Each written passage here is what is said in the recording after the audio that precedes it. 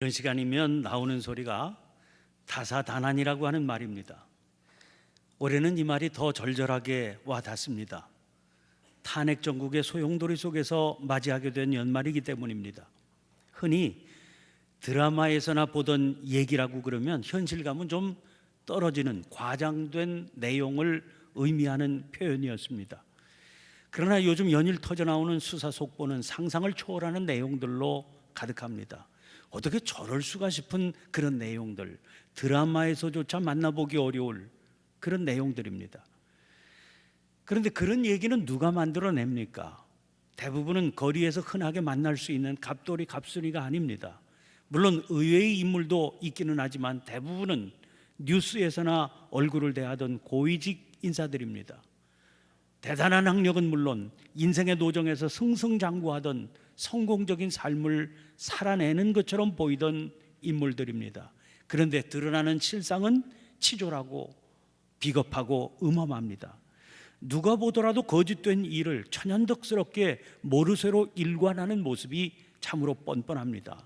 놀라운 것은 이런 일들이 고구마 덩쿨 뽑히듯 끝을 모르고 터져 나온다는 겁니다. 우리가 살고 있는 이 땅 위에서 도대체 무슨 일들이 벌어지고 있는 것일까 한탄스럽습니다. 그런데 생각해 보면 참 놀랍습니다. 어떻게 이런 일들이 만천하에 드러나게 되는 것일까요? 불과 몇 달 전의 일 아닙니까? 늘상 터져나와 매스컴에 오르내리고는 하던 몇 가지 비리들이 여기저기서 불거졌죠. 그때까지만 해도 이렇게 일이 전개될 줄은 아무도 예상하지 못했을 겁니다. 그러더니 갑자기 아무 상관도 없어 보이던 일들이, 그 여러 가지 일들이 한 줄로 꿰어지는 그런 사건들이 나타나기 시작했습니다. 그 뒤로는 걷잡을 수 없이 번져나가기 시작했죠. 그 결과가 이런 혼란스러움입니다. 그러나 만약 이런 일들이 감추어진 채로 마냥 그대로 갔다 하면 어떻게 되었겠습니까? 그런데 전혀 예상치 못한 방법으로 드러나게 된 겁니다. 사람의 생각을 뛰어넘는 하나님의 역사라고 밖에는 설명할 수 없는 일들입니다. 그래서 또 한편 참 감사합니다. 하나님께서 이 나라를 버리시거나 외면하시지 않으셨다고 믿음으로 고백하게 되기 때문입니다. 지금은 비록 어지럽고 아프지만 이 일이 우리나라가 큰 발전을 이루는 계기가 될 수 있을 겁니다. 당연히 그렇게 만들어 가야만 됩니다. 여러 모양으로 그런 긍정적인 조짐들이 보이지 않습니까? 무엇보다 젊고 어린 세대들의 모습이 대견합니다. 요즘 세대들은 너무 영악져서 자기 이익만 따라 움직이는 것 같다, 그런 기성세대들의 한탄과 우려의 소리가 얼마나 많았습니까? 그런데 알고 보니까 나라를 걱정하고 함께하는 삶을 추구하는 마음이 어른들보다 나으면 나았지 모자라지 않는다 하는 게 드러났습니다. 게다가 자기들의 생각을 따라 움직이고 주장하는 논리는 얼마나 분명한지 놀랍습니다. 100만 명이 모였어도 사고 한 번 없고 스스로 쓰레기 거두어 거리는 깨끗하고 심각한 문제로 모인 시위였지만 축제 같은 분위기를 만들어내서 세계를 놀라게 했습니다. 이 불씨를 잘 살려내야 됩니다. 그렇게만 하면 우리나라, 이 백성이 희망이 있습니다. 절망과 비탄의 자리에서 오히려 희망을 보면서 그런 이유 때문에 우리 믿음의 사람들이 중요하다 하는 사실을 깨닫게 됩니다. 누구를 믿음의 사람이라고 그럽니까? 하나님의 역사하심을 고백하면서 그 역사하심에 동참해서 자기의 삶으로 응답하는 사람입니다. 그러므로 오늘의 이 역사를 하나님의 역사하심이다 그렇게 고백한다면 믿음의 사람들이 어떤 삶을 살아야 될지가 분명하게 드러나기 때문입니다. 오늘 본문 에베소서의 말씀은 그런 의미에서 우리가 눈여겨보고 순종함으로 따라가야 될 말씀입니다. 에베소서는 하나님을 믿는 믿음이 어떻게 하나님 앞에서 살아가는 우리의 삶으로 나타나야 하는지를 가르쳐주고 있습니다. 그 일을 위해서 먼저 깨어지고 부수어진 이 땅의 현실을 적나라하게 보여줍니다. 그것이 바로 죄의 현실이고 어둠의 모습입니다. 예수님께서 그 어둠의 현실에 생명의 빛을 비추어 주십니다. 그런데 아직도 그 생명 누리지 못하는 어둠의 역사가 도처에 깔려 있습니다. 믿음의 사람들의 사명은 그 어둠의 역사를 향하는 겁니다. 이것이 에베소서 전반의 내용입니다. 이제 그런 이해를 가지고 오늘 본문 말씀을 보시기를 바랍니다. 시작되는 8절 말씀입니다. 너희가 전에는 어둠이더니 이제는 주 안에서 빛이라. 생각해 보면 이 말씀이 얼마나 귀한 말씀인지 모릅니다. 그리스도인의 삶이 왜 귀합니까? 전에는 어둠이었던 우리가 이제는 주 안에서 빛이기 때문이지요. 그 어둠의 삶은 어떤 겁니까? 이미 2장에서 그것을 쭉 설명한 바 있습니다. 2장 1절에 죄와 허물로 죽었던 너희라고 그랬습니다. 죽었던 과거형을 사용했습니다. 이미 죽어있는 존재였다는 겁니다. 그런데도 자기가 죽은 존재라는 것을 모르고 살고 있었습니다. 그저 생물학적인 생명, 육체적인 생명은 붙어 있기 때문이지요. 그런데 이게 더 큰 문제입니다. 만일 그 생명조차 없었다면 악을 행할 수도 없었을 겁니다. 그러나 육체적인 생명이 살아있어서 문제를 일으키고 있는 겁니다. 일으키는 문제들을 보세요. 2장 2절입니다. 그때 너희는 그 가운데서 행하여 이 세상 풍조를 따르고 공중의 권세 잡은 자를 따랐으니 곧 지금 불순종의 아들들 가운데서 역사하는 영이라. 죽었던 우리를 움직이게 하는 것이 있었습니다. 그것은 이 세상 풍조 그리고 공중의 권세 잡은 자였습니다. 그를 따라가며 행하는 일들이 뭡니까? 이어지는 2장 3절에 육체의 욕심을 따라 지내며 육체와 마음에 원하는 것을 하는 일이라고 그랬습니다. 이것이 바로 그리스도를 모르고 살던 우리들의 예전 삶이었습니다. 오늘 본문 말씀 2장 5장 3절에서 그 옛적 삶의 모습을 음행과 온갖 더러운 것과 탐욕이라고 그랬습니다. 그것이 바로 어둠의 일에 참여하는 삶입니다. 그 옛적 삶에는 뚜렷한 특징이 있습니다. 그것은 은밀히 행한다는 겁니다. 왜 그럴까요? 12절 말씀 보세요. 그들이 은밀히 행하는 것들은 말하기도 부끄러운 것들이라. 공동번역에서는 이 구절을 이렇게 옮겼습니다. 사람들은 그런 일들을 숨어서 하는데 그것들은 말하기조차 부끄러운 일들입니다. 그래서 남들이 알까봐 겁이 납니다.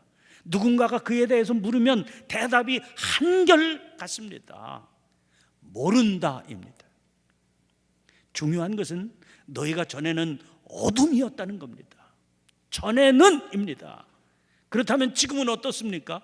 이제는 주 안에서 빛이라. 전에는 어둠이었던 우리가 어떻게 빛이 되었다는 겁니까? 주 안에서. 그렇습니다. 빛이신 주님 안에 머물게 되어서 빛이 된 겁니다. 요한복음 8장 12절입니다. 예수께서 또 말씀하여 이르시되 나는 세상의 빛이니 나를 따르는 자는 어둠에 다니지 아니하고 생명의 빛을 얻으리라. 주님께서 당신 스스로 나는 세상의 빛이라고 그러셨습니다. 그래서 나를 따르는 자는 어둠에 다니지 아니하고 생명의 빛을 얻으리라고 하셨습니다.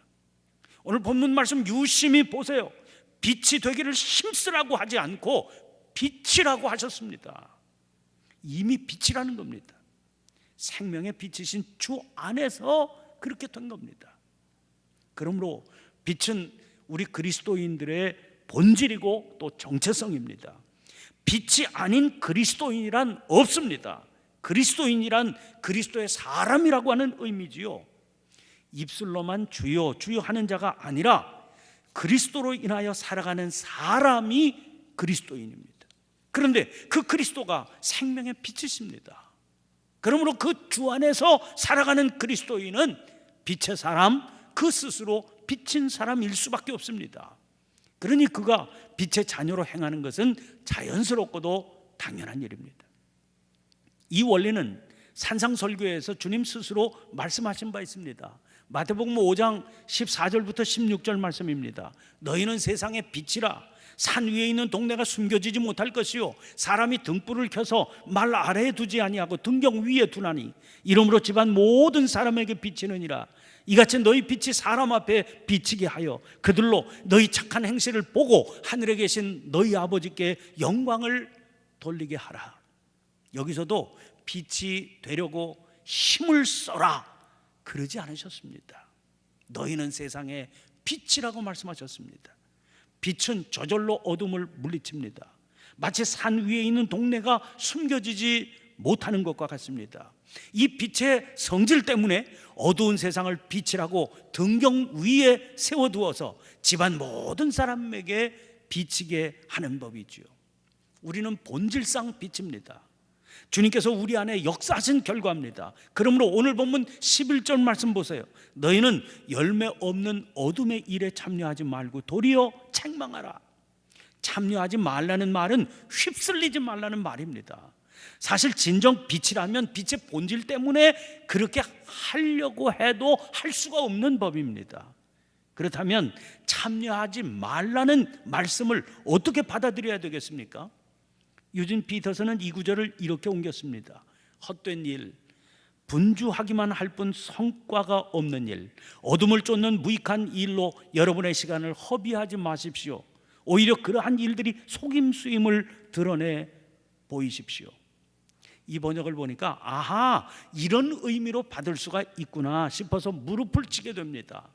공동 번역이나 새 번역에서는 끼어들지 말고 이랬습니다.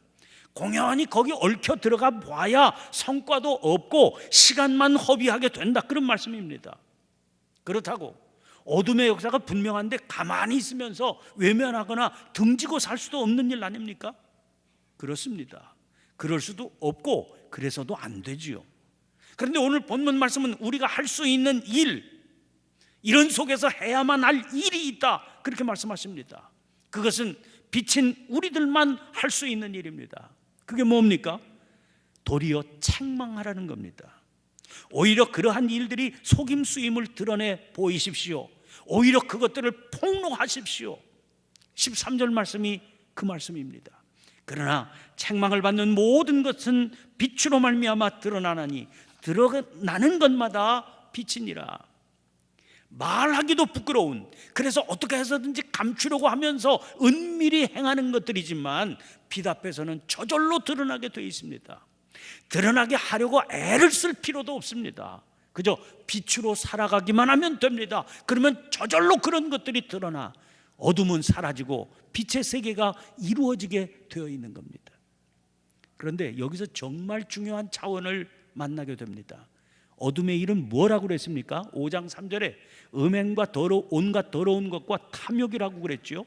그야말로 말하기도 부끄러운, 그래서 은밀히 행하는 것들입니다. 그런데 빛의 자녀들은 그런 것들을 쫓아내겠다고 시간을 허비할 필요가 없다는 일입니다. 그래봐야 분주하기만 할 뿐 성과는 없고 시간이나 허비할 뿐이기 때문입니다. 빛은 그냥 빛으로 살면 됩니다. 그래서 빛의 자녀들처럼 행하라고 한 겁니다. 그러면 그 빛 앞에서 은밀히 행하던 것들이 다 드러나게 되어 있습니다. 그러면 빛의 자녀들처럼 행하는 것은 구체적으로 무엇을 어떻게 하라는 것일까요? 9절 말씀입니다. 빛의 열매는 모든 착함과 의로움과 진실함에 있느니라. 여기서 세 가지를 말씀하고 있지요. 착함, 의로움, 진실함입니다. 유진 피터슨은 선함, 옳음, 참됨으로 옮겼습니다. 새 번역은 선과 의와 진실이라고 그랬습니다. 바로 이것이 빛의 자녀가 행동할 때의 기준이라는 거지요. 어둠 세상 한복판에서 살아가지만 그 어둠에 신경 쓰지 말고 항상 이 세 가지를 붙들고 그대로 나아가기만 하면 된다는 겁니다. 이 말씀 묵상하다가 지난 7월 미국 민주당 전당대회에서 행한 미국의 대통령 영부인인 미셸 오바마의 연설이 떠올랐습니다. 미셸은 그 연설에서 백악관에서 어린 딸들과 살아가는 흑인 최초의 대통령으로서 자기 가정의 일상을 담담하게 설명하며 이렇게 말했습니다. 아버지의 국적이나 믿음의 의문을 제기하는 사람들을 무시하라고 충고하고 TV에 나오는 유명 인사들이 하는 혐오 발언이 이 나라의 진정한 정신을 대표하는 것은 아니라고 주장하고 누군가가 잔인하게 굴거나 불량배처럼 군다고 해서 그 수준에 맞추어 비굴해지면 안 된다고 설명하지요. 예, 저희의 모토는 이것입니다. 상대가 저질로 가도 우리는 품위 있게 가자. 이 한마디, 상대가 저질로 가도 우리는 품위 있게 가자. 미셸의 연설이 선거 판도에 결정적인 영향을 주지는 못했습니다.